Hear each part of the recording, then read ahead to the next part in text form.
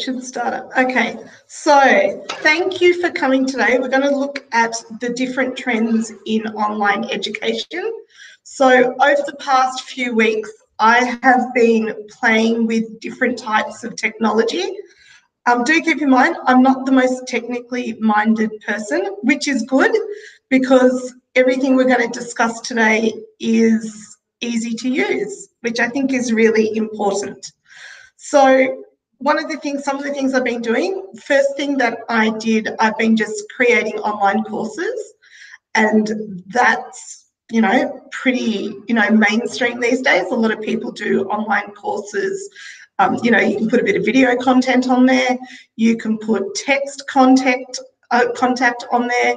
You can put all sorts of things on there. So that's, very mainstream. So we were looking at ways here at work that we can extend our students' learning. So one of the things we were playing with is virtual reality. So I'm going to share some of the things that I've done. So just give me a second while I just load up my PowerPoint presentation that I have.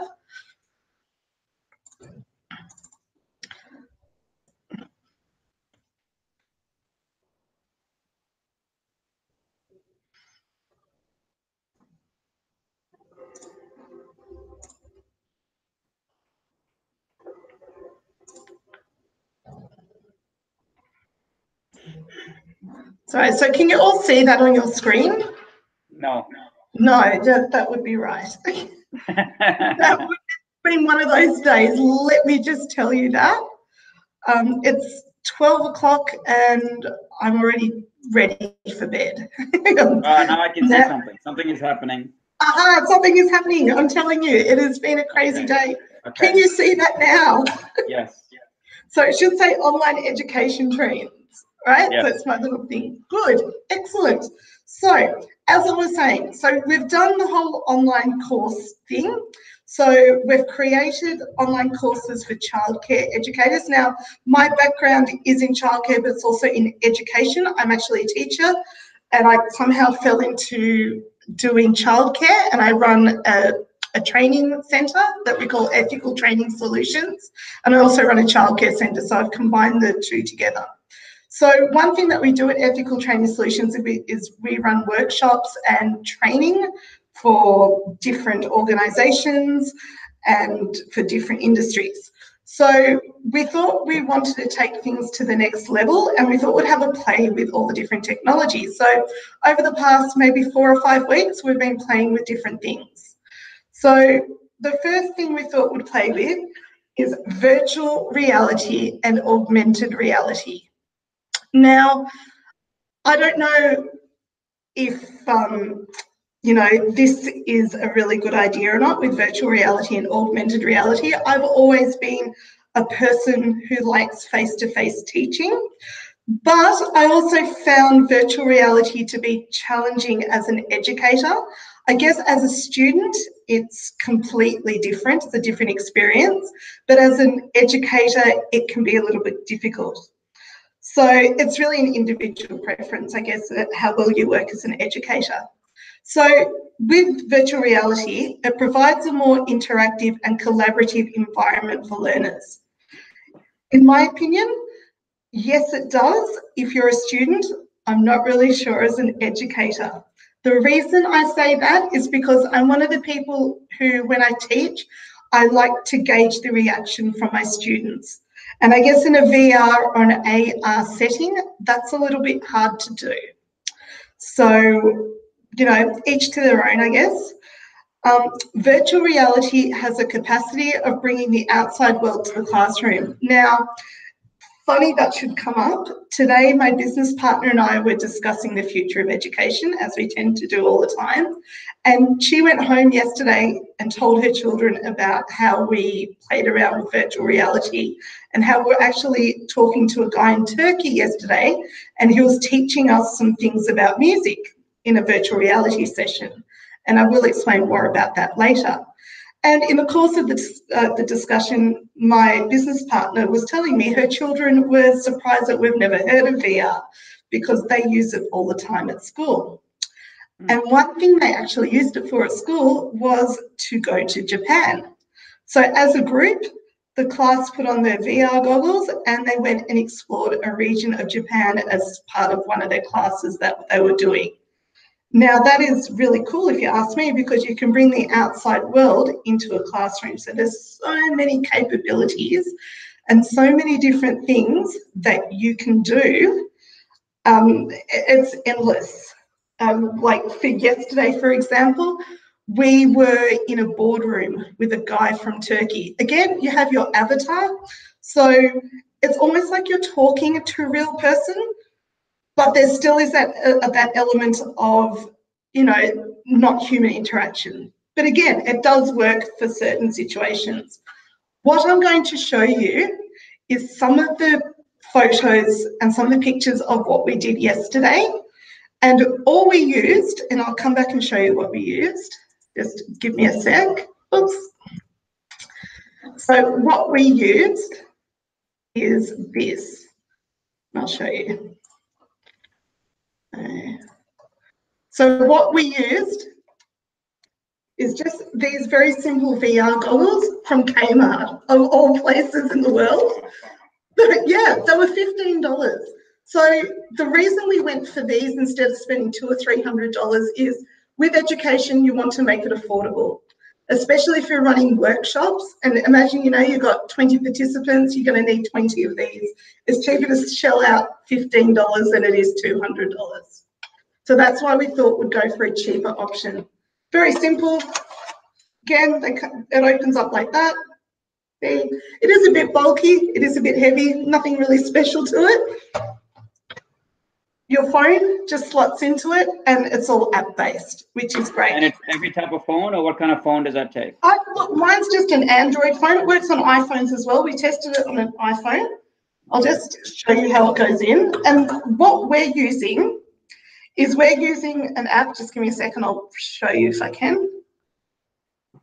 So we're using an app called Google Cardboard. Have you ever heard of Google Cardboard? Yes. Have you heard of that? It's a very interesting concept. So Google have released cardboard VR goggles basically, and it all kind of ties together with their apps. Now I'll show you the app that we used and I'll show you the outcomes. It's quite interesting actually.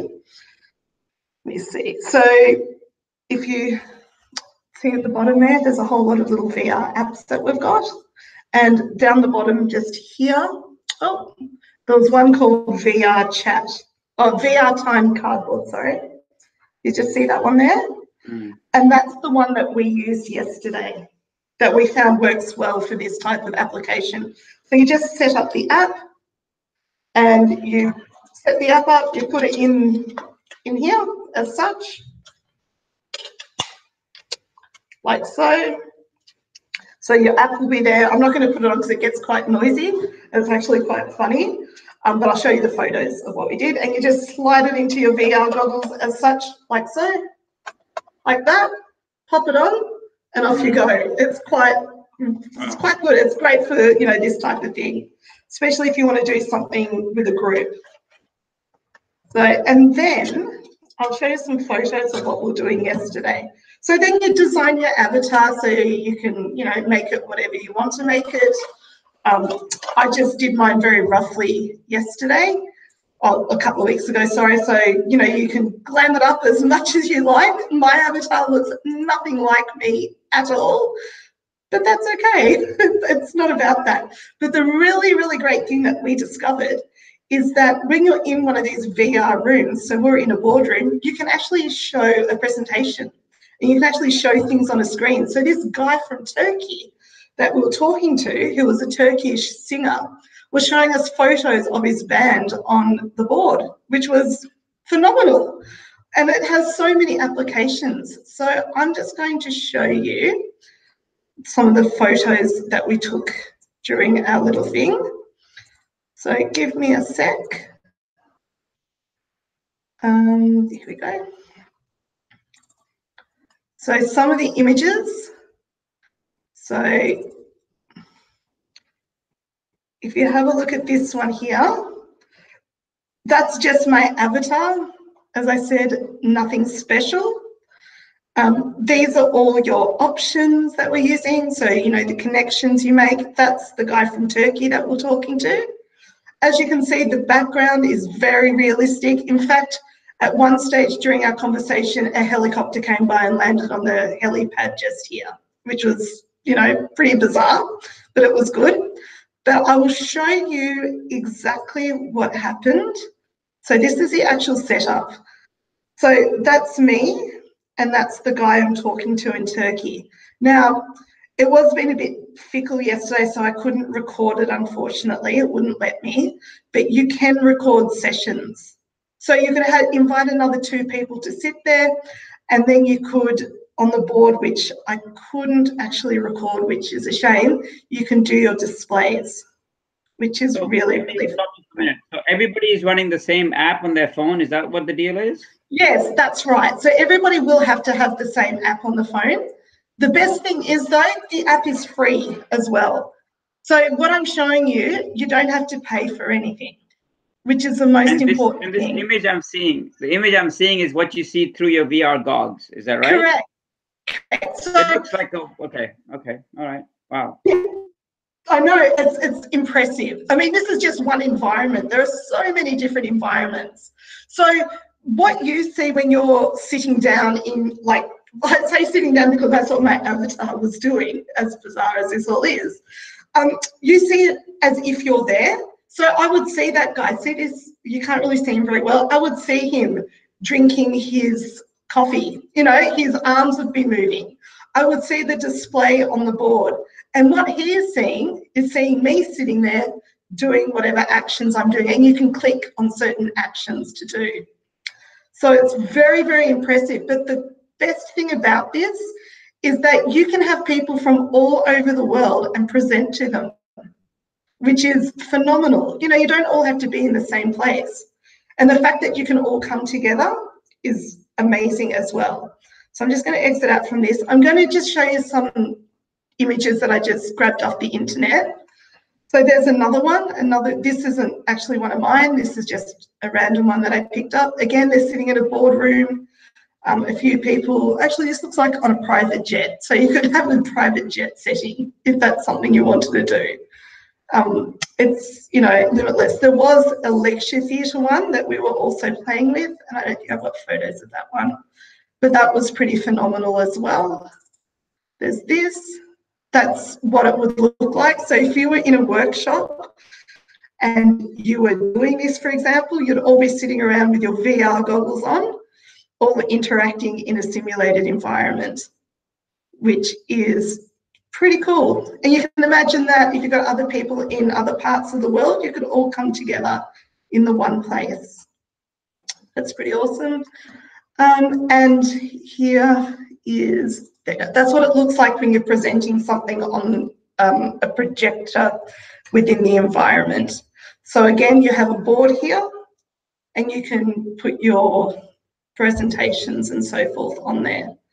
So we actually really enjoyed playing with VR. I highly recommend, it is fun to play with. Again, it's not for everyone. I'm one of these people who's a firm believer that education should be, you know, it should be between people. You should be able to see it, should be able to gauge your students' reaction is what I'm getting at. And I feel like in a VR environment, it's a little bit hard to do because you don't actually have that interaction with people. But it does have its place. And, you know, I highly recommend experimenting with it.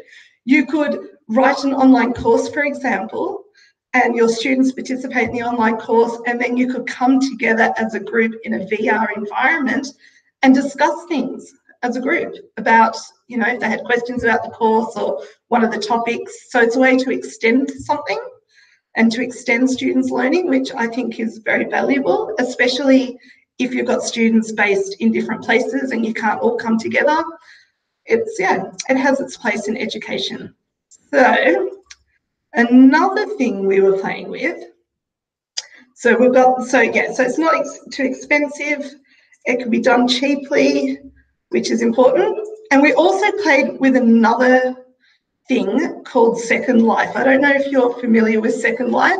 It was back in the early 2000s. It's like a whole different world, augmented reality, where you go around talking to people in your little avatar and go to different lands and do crazy stuff like that. But a couple of years ago, a whole lot of universities and learning institutions thought about how to use it for educational purposes, and they set up their own little virtual universities in this little environment, which is amazing. So I took it upon myself over the last few weeks to go and explore things. So let me have a look and I'll show you some of the things that I found. Now, do keep in mind, some of the things that you can find on Second Life, they're a little bit confronting. I was a little bit shocked with some of the crazy stuff I saw. But if you take your time, you search properly, you can find some really, really great areas where you can come together in a virtual environment, similar to VR, but it's more like a game, I guess, and all come and have a chat. So let me see what I can find. Well, I took some photos when we were having a play with it. And let me see what I can find for you. So this is Second Life, this one. So that's my little avatar there. And that's just like a little discussion area here. So again, you can invite people to come and sit with you and have discussions with you in an environment such as this, which again is really cool. But again, it's lacking that personal and people focus, which I like. But again, it's still got its value in education. So that was just me having a play. I also So why is all this better than just having a group chat like what we're doing now? I don't really. Yeah, it's different because it's better. Yeah, that's a good point. People learn differently, and I guess I'll just come back to you, sorry. And I guess the reason this could work is it's a different way of presenting. So I'm a firm believer that I learn when something is fun and something is exciting. So yeah, it's fun and exciting to come like this, but imagine if you're in a computer game and you're having this discussion. It's a different environment. People might be more engaged. That's why it's there. I guess it's just another way of learning. Okay. Yeah. Oh, sorry, something just. Sorry. No. Yeah. So that there's just another way of learning. So I'm a firm believer if the students are having fun, they're going to be more engaged, and the more engaged they are, the more they're going to learn. So that's where this can come into it. So yeah. So another thing on Second Life, I found there's this is just a random university. So College of West London. Let me just share that with you. It's very interesting to see what they did. Well, I found it interesting. Share. Sorry. Yeah. So if you just look here, you just type in, in the destination, there's a little section where you can type in what you're looking for. I was looking for educational institutions. So I found this, the College of Northwest London. So it's an actual real college. I know the University of Queensland is actually on Second Life as well. And they actually do e-learning via this system, which is, different way of learning. And, I reckon it's kind of fun. That's just me though. Let's come back again. Sorry about that. Yeah. So back to another thing that we discovered that we really enjoyed. We really enjoyed having fun, I guess. So when I was teaching in higher ed for a few years, so I was teaching diploma level qualifications. And one thing I learned that if my students weren't engaged, they weren't going to learn very well. So one thing that I did is organise practical sessions for my students. Now, this was in person.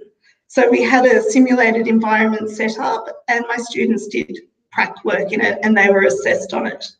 And it was lots of fun. So as I say, when learning is fun, you learn more. Because if you're just sitting down doing a chalk and talk based workshop, or if you're just, you know, talking to people, it can get kind of boring. So by mixing it up a bit, and when learners have fun, they can enjoy it and they can learn more. And especially when it comes to gamification. So when you turn something into a game, people are going to enjoy it more if that's what they like, and they're going to retain more. So especially in something like Second Life, I'll call it Secret Life because it's like having a secret life, but I call it, yeah, so Second Life is almost like a computer game, I guess you can say. So you can go into that environment, you can learn, you can explore as a group, so you can, as a group, go around and look at certain things, and that is really fun for students. And it's not just young students, it's older students too, adult students. They find it a lot of fun as well, which is good. You want to keep it interesting. So here's the next thing that we're going to discuss.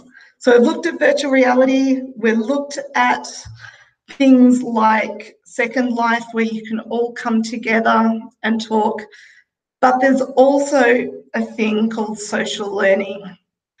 So social learning, as you can see from this photo, these are actually some of my actual students that I had a few years ago. It's when you all come together and it's when you share things together. And you usually find if you're discussing things as a group, education will improve and student outcomes will improve. So if you go to like Facebook at the moment, you will see in some Facebook groups, they can change their group to social learning, and you can actually upload some units and you can put it out there for your group community to access, and then you can discuss those units. Now, that's fine in a social setting. I wouldn't do it professionally. So I wouldn't do it for like a professional organisation, like, you know, a school or a university. That kind of wouldn't work as well because I don't feel that Facebook is a good tool for learning. It's more for social. And I mean, it does have its pluses and its minuses, but it's more for informal learning, but not for professional learning. But I know there is a tool called Facebook for Work, which I know my husband uses. They kind of use it for networking amongst themselves within the company, but they don't really do any like learning via it. So social learning is all coming together and learning from each other, which I'm a big advocate of and I'm a big fan of, because I believe that everybody has something to share and that everyone can learn something from someone else. So it is important, and everybody has different skills. So while you may be researching or learning about the same topic, other people will have different opinions to you on something, and you might actually learn something, which is really important for students to have that environment and to have that well-being. And also being with people, it's a great thing. People like being with other people, as weird as that sounds. Another thing that we've tried here at work is interactive video-based learning. So we've put things on YouTube. There is now Instagram TV, which is kind of like a mini YouTube, as I call it. The good thing about this is anybody can do it at any time. They can sit there, they can watch it. People love watching things, so they become more engaged. But then again, it's not as interactive. So again, like virtual reality and like social-based learning, you don't have that interaction. It really is just sitting down, watching a video. But then again, people learn in different ways. So it may work for some, may not work for everyone, but it may work for some. My husband, for example, he works for a large organisation here in Melbourne, and as part of their onboarding process, they actually had units that they had to do as part of their induction that was video-based learning. So they would watch a video and then they'd have to answer a certain batch of multiple choice questions in order to pass that unit. It worked for him. He did it during his, he had a certain time at work that he had to do it in, I think like a week or 2 weeks, and it just fitted in amongst his commitments that he had. So that worked really well for him. Again, not going to work for everyone, but it's something that is trending at the moment and that a lot of corporate organisations are putting into their onboarding process with new employees. So, out of all those, my favourite would have to be the virtual reality goggles, these little things. I think it was a lot of fun. Like, we had so much fun here in the office playing with it. We actually felt like kids again, and we can see the benefit in it. It was really awesome. The fact that you can be in any sort of environment is, a really big bonus. And the fact that you can do professional presentations in that environment is great as well. And it's just different. It's just a totally different experience for people. We know that we had a lot of fun with it, and we assume, it can be a gimmick though, is what we're kind of thinking as well. You wouldn't do it all the time. You may run it, once every few months as part of your education, whatever you're doing with people, sort of thing, which is kind of cool. But yeah, so that's where we are. How do we do a professional presentation with VR?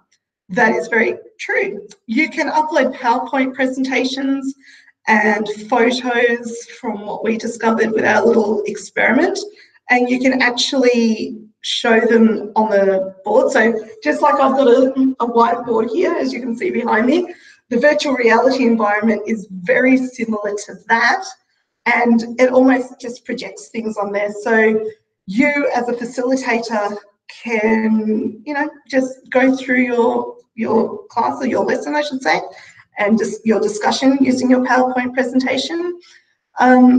In another environment, and I didn't actually have screenshots of that. As I said, it was a bit hard to get screenshots when we were doing it.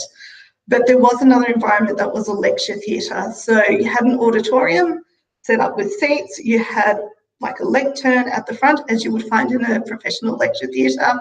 And again, you had something like a board similar to this, where you could put your projections up there. So yeah, that was really cool. And I think you can do other things as well. I think you can do video as well, but we didn't get to that stage. We only did photos and a PowerPoint presentation. So are you actually using the camera in the phone as well? So how does that work exactly? So the people are seeing what you're seeing through your camera? Is kind of. Yeah. So just give me a sec. I can't show you now. I can't show you now. But basically what you do is you upload it to a cloud-based environment. So they do have like a website where you upload it to your account, and that's the way that you display it. And when you look through the goggles, I'll show you what you do, sort of thing. So everything is site-based. When I say site-based, you just look at something and it clicks through. So if we go to this here, that's my avatar, and these are your options. Now, when you look through your VR goggles, you'll see a little pointer. So when you move your head, you can point to one of these options, and then those options expand, and then you can choose the file that you want to display on the board or whatever it is. So yeah, you upload it to a server, a cloud-based server, and then you present it that way. So where it's got library, that will break out into another whole lot of options, and you do it that way. Okay. Yeah. So, down the track, I would love to run something like what I'm doing today in a VR environment. I think that would be a lot of fun to do. But again, it does take a bit of setting up on everybody's behalf. So, you know, everyone will have to go out and buy a set of VR goggles and, you know, download the app onto their phone. And I highly recommend having a play with it as well, just like we did, because it's the only way you're going to learn. That's the only way I learn, is by having a little bit of a play with everything. Did anybody else have any other questions or anything? I'm still thinking it's a bit of a gimmick, but I don't know enough about it. Yeah, well, as I said, you wouldn't do it all the time. Do you know what I mean? I mean, it is training. As I said, like in, you know, primary schools and high schools here, if they're doing an assignment or they're studying, you know, Japan, like my business partner's children, where they were learning all about Japanese culture, they all hopped onto their VR goggles with their teacher and went for a little spin around Japan, had a look around and, you know, had. And where did all that images stuff come from for that Japan walkthrough? Did they have to just upload it from somewhere, or? Yeah, again, it's an app based. So there is an app, and I've got it actually on my phone because I was just told about it this morning. So I haven't actually had a good look at it myself because I didn't know it existed until today. But it's called Explorations. So if you look down here on my phone, there is an app that's Explorations. You go into that, and it has all different Oh, wow. Yeah, all different things. Yeah, it's amazing. As I said, I just discovered this a couple of hours ago. And apparently what they did is that they had a class-based thing, a whole lot of phones and VR goggles, and they chose their landscape. I think there was one we were having a look at about the moon, which was pretty, like you could go to the moon, which is crazy. But yeah, so you've got all the different options. You click into that. Everybody puts their VR goggles on, and as a class, you go off and explore the environment, which is pretty cool. Okay. Yeah, as I said, it is a gimmick. It's not something you would use all the time, but it does have its place in education, and that's why, you know, it's trending so much at the moment. That's why you're finding in classrooms, definitely here in Australia, you know, we're finding, you know, classrooms everywhere are starting to have their little set of VR goggles. Once upon a time, it was a set of computers, then it was a set of iPads, and now it's a set of VR goggles. So it's changing. Yeah, it's changing all the time. You don't know what's going to happen next. As we were saying today at work, you know, what's the future of education going to be in 10 years' time? You know, there's going to be no schools. The kids going to be sitting at home with their VR goggles on and having their, you know, classes with their teachers who are based in America and they're based here in Australia. I mean, you don't know. Okay. Good. Yeah. Thank you. No problems. No other questions from anyone? Anything else? You can always find me an email. I'll give you my email address just here. This is my first attendance of the meetup. Thank you. That's okay. I travel a lot, so it's kind of nice to this format actually works better for me than meeting up. So yeah, that's fine. I've already run 2 meetups already, but this month is absolutely crazy for me. I'm actually off to New York at the end of this month because I'll be presenting at another meetup there for online course creators. Yeah, so I leave at the end of August and I'm away for 3 weeks. So there was no way I was going to fit in something like this, you know, in person, because as you can imagine, we're crazy busy here at the moment. So yeah, I am running a course on the 11th. It is a paid workshop. It's a whole day event and it's all practical, which is what I really love doing. So myself, my business partner, and my husband my husband helps us out with a bit of tech here at work.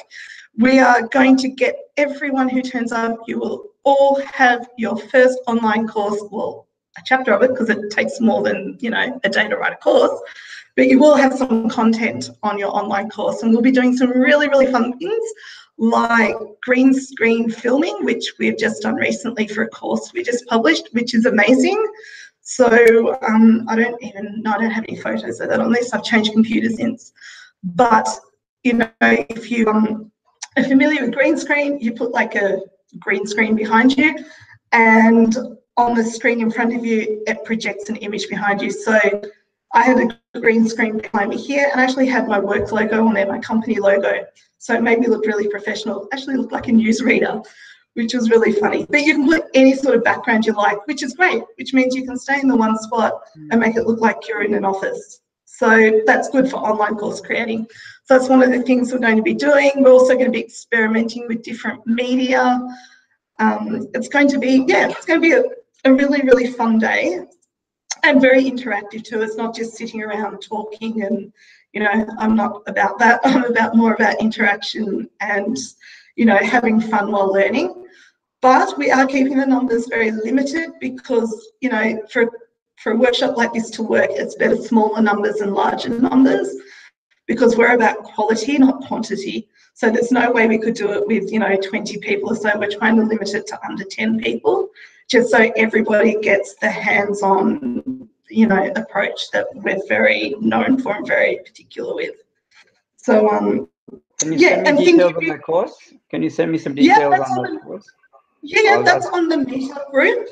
It is there on the Melbourne Online Meetup group. There is I put it up there a couple of weeks ago, so just have a look for it there. Okay. And it's in the city from 10 till 3. One of the training organisations that we work very closely with have given me their training rooms for the day, which is really nice of them. And some of their staff will be coming along as well. Because they want to learn more about online courses, because they're actually going to start putting some of their accredited qualifications online, and they're stuck with it as well. So they will be attending as well. That's fun. So also the guys at Thinkific, for those who don't know, I am a Thinkific ambassador, the ambassador for Melbourne. There's a whole lot of us around the world, and we are here to tell you all about Thinkific, which is a program or the platform that I use. And as you all know from all the tech issues I had today, I'm not the most technical minded person in the world. So the fact that I can get online courses up and running using Thinkific goes to show that anybody can do it.